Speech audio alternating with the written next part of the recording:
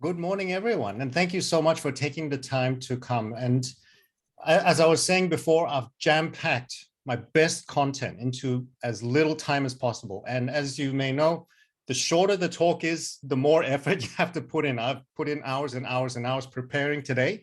So you're going to get a lot of value out of today. I hope you've got your pens and paper handy or your notepad. You're going to get a lot of good stuff out of today. Let's start off with a story about my client, Ryan. Ryan is a tradie and he helps people to repair their roofs. He was charging half of what the market rate was at the time. But the thing is, he was providing superior workmanship and materials that go into the roof repair. And so this resulted in the business being stunted. He was constantly on the tools. He wasn't able to hire more people. He wasn't able to grow his business. So then I started working with him. I started working with him on the psychology of pricing. We put in some strategies for how he can handle price discussions at each step of the way. Then it came time for him to actually talk to a client with his new price, which was double what he was charging before, which was on par with what the market rates were. So what happened? Keep listening to find out. But let's bring this back to you. This is not just about my clients. This is about you. Let me see if you can relate to this. You're making just enough to scrape by. Sure, you can pay the bills, or maybe you're having difficulty paying the bills, but you're told constantly that your prices are too low, but you just can't increase them. And the big question is why? Why can't you increase them even though you know that you should? And so that's what we're going to cover today. We're going to discover your personal reasons for why you can't increase your prices, and we're going to deal with them one at a time. We're going to learn how you can charge what you're worth. Here's what you're going to get out of today. You're going to get a fresh perspective on money and business. You're going to start understanding your value to your clients. And we're going to share with you just a few steps to determining what your price should be. To start off, let's have a look at understanding our roots. How did we come to where we are today? A lot of this has to do with your upbringing. Now, hands up if your parents were entrepreneurs. And okay, so put hands down. Now put your hand up if your parents were either stay-at-home parents or employees, right? The way that your parents taught you about money and about business, if they taught you about business, would have a major influence on how you think and how you feel about money. So you may be familiar with phrases like money doesn't grow on trees, or maybe that you feel that rich people, somehow got there because they cheated a lot of people. Or even from a religious point of view, like it's totally wrong, right? But there seems to be this idea that if you are rich, then that means you're not being a good person, like from a religious perspective. In addition to that, we've got our culture and the media influencing us constantly. Think about the way that the news portrays rich people. Like whenever you see the news about rich people, it's always about how they're cheating other people. Or what about the movies, right? How many movies portray rich people as the good guys? I can think of maybe two, because I'm a comic book nerd. There's Bruce Wayne, who's Batman, and then there's Tony Stark, who's Iron Man, right? Apart from that, everybody else bad guys. And even those comic books have the rich bad guys as well, like Lex Luthor. So as I was saying before, the employee versus the business mindset, they have very, very different ways of thinking about money and the way that you should charge for what you do. So just reflect for a moment. How has your upbringing influenced the way that you think about money? All right, let's start to address these one at a time. We start off with money mindset. So here's a question for you. Because today is quite large, I can't get interaction from you, but just have a think for a moment. Is money the root of all evil? Maybe just have a hand vote. Who thinks that money is the root of all evil? Anybody? No? Good, good, right? But for some reason, okay, so I got some halfway. Yeah, that's some, there is some truth to this, right? But let's go to the original wisdom. The original wisdom is that it's the love of money that's the root of all kinds of evil. It's not quite the same effect as money is the root of all evil. And being a Christian, this this wisdom originally comes from the Bible. Hey, look, if you don't believe in the Bible, that's completely fine. Take wisdom wherever you find it. You find it from religion, you find it from companies, you find it from people. Take it as it comes. But this is a good piece. The love of money is the root of all kinds of evil. So let's put that on the record. Next question. How do we earn money? Well, duh, Ben, you work.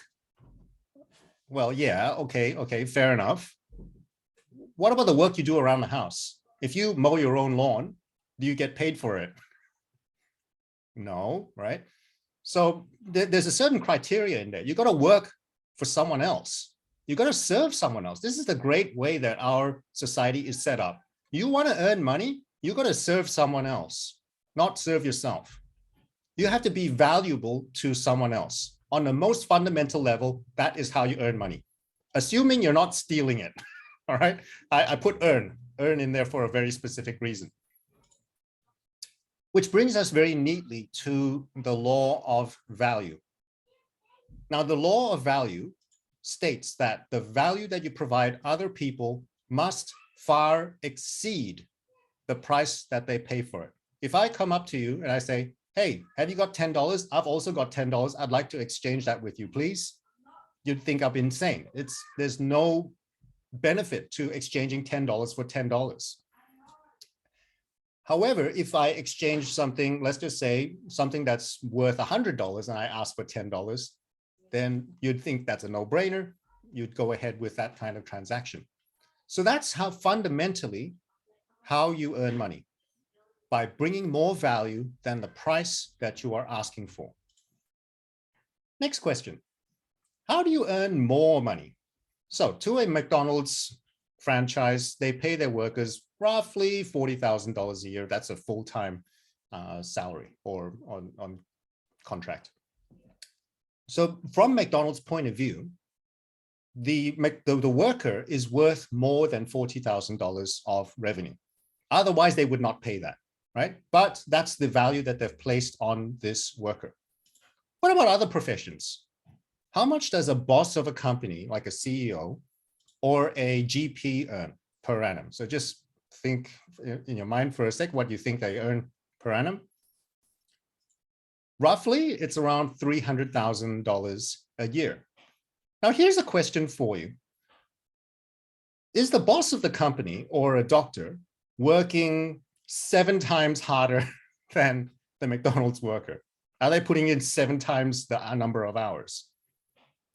The obvious answer is no. They're working roughly the same number of hours, but yet they are paid so much more because of the value that they bring to the marketplace or to people. So people value a doctor more than a McDonald's worker, so they pay the doctor more, they earn more. How about Bill Gates? Have a guess in your own mind how much he earns per annum. You got your figure? Okay, here's the hint, it's in the billions. Roughly $12 billion a year. Now, why does Bill Gates earn $12 billion a year, whereas a doctor or a boss of any other company earns $300,000? And we learn a really important lesson here.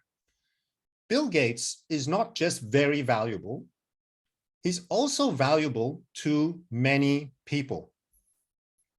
Think of all the millions of people who use his software so that they can run their businesses, so they can save time, so that they can run all of the applications, do all sorts of things through his software. He is bringing lots of value to lots of people. And so we learn a really important principle here. How do you earn more money? Well, you got to be more valuable.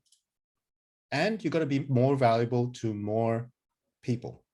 Now, just as a caveat, There are exceptions to this rule. It is a principle, it is not a law, okay? Teachers, nurses, volunteers, all sorts of people who are incredibly valuable to society arguably do not get paid what they're worth. But this is a general principle, okay? And there's a lot of complicating factors that in terms of supply and demand that influences how much they get paid, right? But as a principle, we need to understand as business owners that if you want to earn more, you've got to be more valuable to more people. So here's a worthwhile saying to remember. Money is a measure of the value that you have brought others. I'll put a picture of a basketball player here. In basketball, there's a scoreboard. The number of baskets they score determines how many points they have.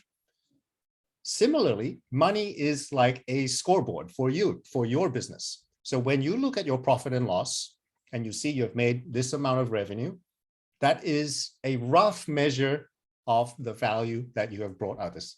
The big difference being that you can spend those points, whereas in basketball, you can't spend it on anything. Now, let's take some steps towards understanding your personal value. Now, why is it that so many people struggle with charging what they're worth? The first reason is this thing called imposter syndrome. And why do we feel this? So for those of you who are not familiar with imposter syndrome, it basically means that you feel like you don't deserve the success that you have. You somehow feel that you're inferior. And why is that? Part of the explanation is what's known as the Dunning-Kruger effect.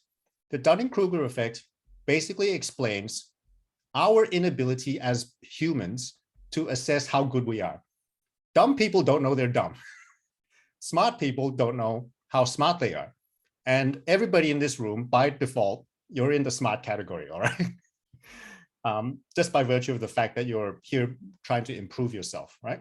So we're very, very bad at assessing how good we are at something. And the key reason for that is because when you become good at something, you're always looking at people who are better than you.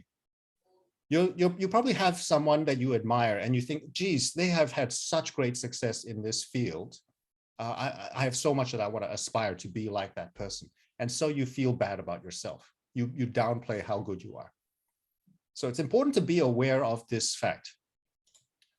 The other thing to be aware of is that for us as human beings, the way that we think is that the opinions of others is somehow more important than the self-opinion. Now, disclaimer, opinions of others does matter to some extent, right? If we completely ignore what people say, then you'd basically be a jerk, right? We don't want to be jerks, but we're not on that extreme, right? What we need to do is to balance the equation a little bit. Rather than putting all of our self-worth in what other people think of us and what their feedback, we need to learn to appreciate and to be able to decide for ourselves how we think about ourselves. But here's some practical steps that you can take to reduce the impact of imposter syndrome. The first thing is to review your past successes. How many years have you been in your profession? What projects have you done that were successful? I was talking to a client just not long ago who had 20 years of experience, but was experiencing this imposter syndrome problem. And I just highlighted that to her. I said, you've got 20 years of experience. I started my sales training business with 5 years of sales experience. Now being in business for 9 years, the collective is 14. But when you're first starting out, these are the kinds of things that you got to think about. So review your past successes. And the next thing that you need to do is to avoid comparisons, especially with people with different circumstances. We have to realize that success in business is not just hard work. It's not just about being smart, right? Smart and hardworking will help, but there is a certain extent to which external circumstances plays a part, such as upbringing, such as market, such as opportunity. Sometimes we have to admit that there are things that contribute to success that are not to do with us. And the third part is to understand the value that you bring to your clients. Now, let's give some examples from real life. So these are some of the client categories that I've worked with. Bookkeeper. let's just say their fee is $3,000, right? So we've got to somehow figure out how to give more than $3,000 of value to the client. What are the benefits and the value of working with a bookkeeper? Firstly, you don't get any fines from the ATO. You don't get in trouble with the authorities. There's stress relief. There's time saving and the ability to make good financial decisions. Now, if the bookkeeper prevents the business owner from making a very costly mistake, how much is that worth? Probably more than the $3,000 that they charged. So this is the way that you need to think about your service and your business. What are the value that you bring to your clients that far exceeds the price? Now, going back to the story about Ryan. So Ryan increased his price. He was talking to his first client. He did actually cave in. He actually charged a little bit less than double, but it was still significantly more than his original price. But he managed to get the work at the increased price. And then we slowly worked towards charging the proper amount. So let's just say the work is $10,000, right? So what's his value proposition? It's very hard to draw an ROI, so return on investment, for roof repair. But there are other things that brings value to the people that he serves. So for one, there's no further expenses in patching up the bad work. So he was constantly getting stories about clients working with cheaper providers, and 6 months later, they've got leaks in the roof. They've got to do even more repairs, which blows out the price of the repairs. There's also peace of mind, knowing that the job was done and it was done right the first time. And then there's the feeling of feeling proud, right? Now, here's a really important thing to remember. When it comes to what people value, emotions often trumps logic. When a person looks at their roof, there's a certain sense of pride in it. I don't know if you guys remember this TV ad from a company called Color Bond. I'll never forget it. The homeowners come home, see their nice roof with the paint on it, and then there's that harp playing, almost like they're in heaven looking at the roof. Don't underestimate the power of emotions that you bring to people. People will pay an arm and a leg for a good emotional experience with you. If you have ROI, fantastic. Prove it, show it. If you can't, remember that your main value proposition is an emotional thing. You've got to figure out how to articulate that emotional value. So here's a question for you. How does your business bring more value than your price? If you can answer that question, you'll feel a lot better about charging more. All right, setting your price. Step number one, I do have to fly through these given the time constraints. First of all, you need to know your goals. Figure out, work with your accountant, work with your bookkeeper, know the cost of doing business, the opportunity cost. Now, if you have transitioned from employment into business, massive, massive opportunity costs. What you could have earned staying in employment versus going into business could be $50,000, could be $80,000 for the first year, opportunity cost. Then you need to think about what it is that you would do with the money. Now, your intention, like once you earn more, your intention of what you'll do with that extra money is just as important for helping the psychology to feel comfortable. So if you're planning to just spend it all on yourself, that's going to be pretty hard to justify. I imagine that nobody here is going to do that.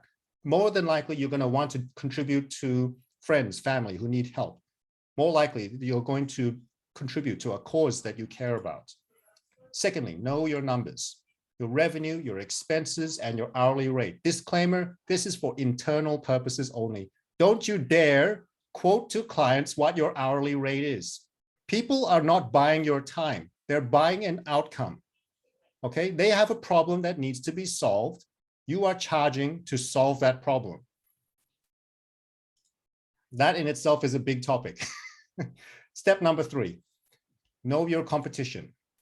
What are the top end charging? What are the bottom end charging? What are the pricing models that they use? Decide where you want to sit on that spectrum. Most of us would fit somewhere in the middle. And there's a lot of complications here with your target market, who's your ideal client, et cetera, et cetera. But I imagine most of us would want to be somewhere in the middle. If not, please aim for the higher end. But here's the thing, the higher your price, the greater the differentiation required, right? If you're going to charge double what your competition are charging, you better jolly well have good reasons for it and be able to articulate that. Otherwise, they're not going to know the difference. Your clients are going to be thinking, can A is the same as can B. One costs double the price. I'll go with the cheaper one. Differentiation is the key. Be able to articulate and understand how you are different. All right, for self-reflection, what would you do if your business generated $100,000 annual profit? And maybe some of you have already met that and exceeded that. What about 200? What about 500? What difference could you make if you earn that additional amount? Maybe you're hiring more people. Maybe you can grow the business. Maybe you can help more people, help and serve more people. Before we wrap up, if you need further help after today, more than likely, most of you are going to come to me and say, Ben, thank you so much for today. You've solved my problem. And now that's fantastic. I'm very, very happy for you. But if you need help with the sales strategy, if you need further help with the pricing strategy, putting together packages, I'm here to help. So what I'll do with you is I'll help you with your money, business, and sales mindsets all the way through the sales process and put together a strategy and a process for your discussions. Afterwards, you're going to be sent the link to these slides, and you'll be able to book a chat with me. If you enjoyed today, please, small favor, click on the link or go onto Google Maps, leave me a review. 5 stars is preferable, but it's totally up to you. And comments are also optional. All right, key takeaways for today. Transformed mindset about money and business. Just scratching the surface of understanding your value, and you have some practical steps to determining what your price is. And I'd like to close with this before we go into questions. Earn more than you need so you can help others in need. The words of the late, great Jim Rohn, one of my favorite speakers of all time. Thank you.